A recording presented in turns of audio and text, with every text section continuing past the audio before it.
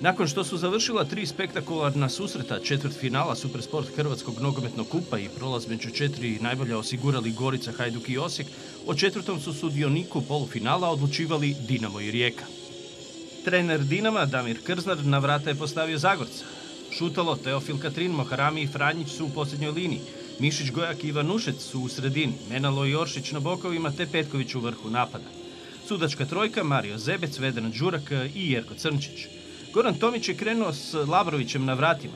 Trojice u posljednjoj liniji su Smolčić, Velkovski i Galović, Vukčević, Selahi, Gnezda Čerin, Ian Pem u sredini te Obregon i Drmić u napadu.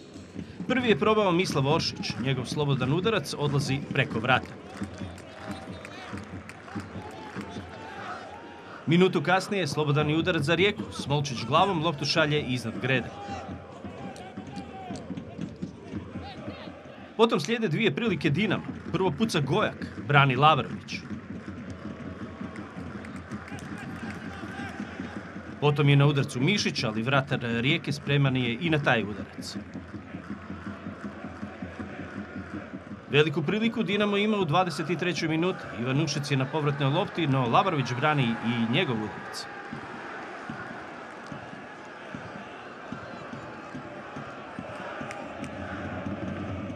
I onda su gosti šokirali Dinamovce. Teofil Katrin je otišao na izlet na polovicu Rijeke i potpuno ispao iz linije. Lopta je došla do Obregona, koji je pored 3 igrača Dinama, koja su bila oko njega, pogodio za vodstvo gostiju.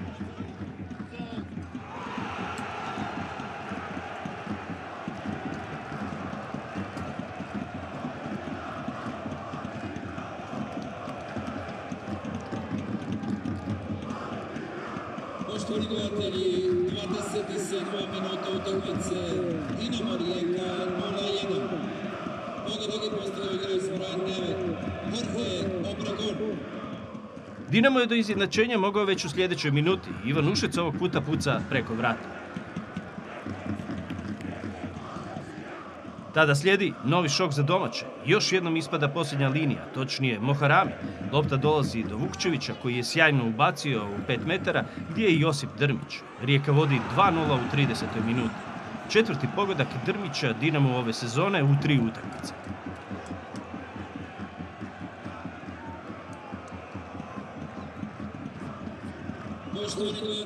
Oršić je pokušao na drugoj strani i slobodnog udarca. Lopta je otišla preko vrata. Posljednji pokušaj u prvom dijelu dogodio se nakon udarca iz kuta Mišića. Gojak je pokušao glavom, promjene rezultata nema. Na početku drugog poluvremena Damir Krznar uveo je Andrića i Ristovskog, dok su u slačionici ostali Menalo i Moharami. Dinamo ima veliku priliku u 48. minuti. Udarac Ivanušeca brani Labrovića, potom Gojak šalje loptu pored vrata.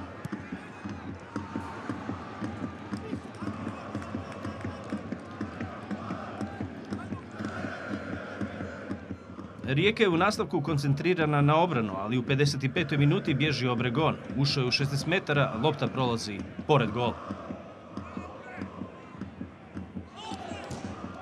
U 56. minuti nova dobra akcija Ivanušeca. Lopta se od Pema odbila, ali uspio je na kraju izbaciti.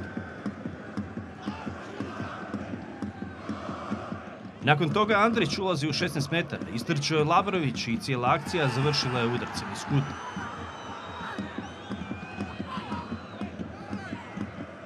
Iz tog kornera Andrić puca glavom pored gola.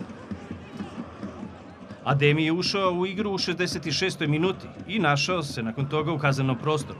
Njegov udarac desnom nogom odlazi preko gola. 5 minuta kasnije pokušao je Ristovski nakon ubačaja Ivanušeca. Niti taj udarac nije precizan. 2 minute kasnije Dinamo dolazi do pogotka nade. Ivanušec je izveo udarac iz kuta. Andrić je prebacio loptu do Tolića, koji je malo prije toga ušao u igru. Dinamo je smanjio na 2:1.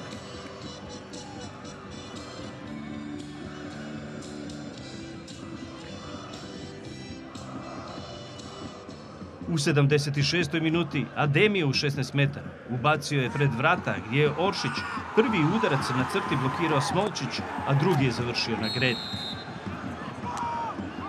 U 84. minuti odlična akcija Tolića, lopta za Petkovića koji iz okreta puca pored gola.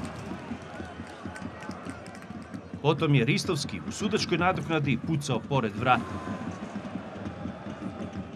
U 96. minuti udarac iz kuta je za Dinamo. U velikoj gužvi lopta stiže do Ademija, ali i to brani Labarović. U protunapadu Murić imao lagan posao jer prazna su bila Dinamova vrata s obzirom da je i Zagorac bio u protivničkih 16 metara. Murić je zakucao loptu u mrežu za konačnih 3:1 na pobjedu Rijeke koja se tako pridružila Gorici, Hajduku i Osijeku u polufinalu. Želim bi se zahvaliti cijeloj svojoj ekipi što je naporno radila cijeli tjedan i cijelo vrijeme od osam kroz prvenstvo.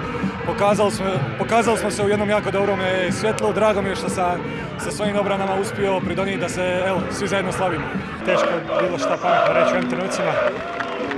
Taj moj gol trenutno ne znači previše jer na kraju krajeva je timski sport. Mi danas nismo ostvarili svoj cilj i možemo žaliti za puno toga promašenog u prvom dijelu.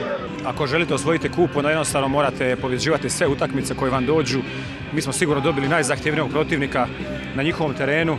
Prvo po vrijeme smo odigrali jako dobro taktički, mislim da smo stvarno poentirali, kako se kaže, u pravo vrijeme.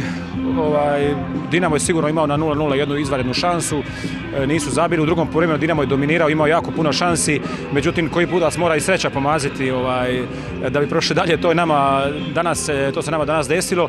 Dinamo je stvarno bio u drugom vremenu puno bolji, imao je jako puno šansi, međutim kažem morate tu nekako i sreću i isprovocirati. Bilo je puno takvih naših dobrih utakmica iz kojih izlazimo na koljenima, to sigurno nije utjeha, jednostavno očito nismo pragmatični i svaka momčad nas kažnjava izuzetno lagano. Rijeka sa tri udarca na gol postigla 3 gola, mi sa pregršt šansi, ali jednostavno nikako ne nalazimo put do mreže. Kada to ne možete iz 10-12 prilika, onda jednostavno očekivati pobjedu je jako teško.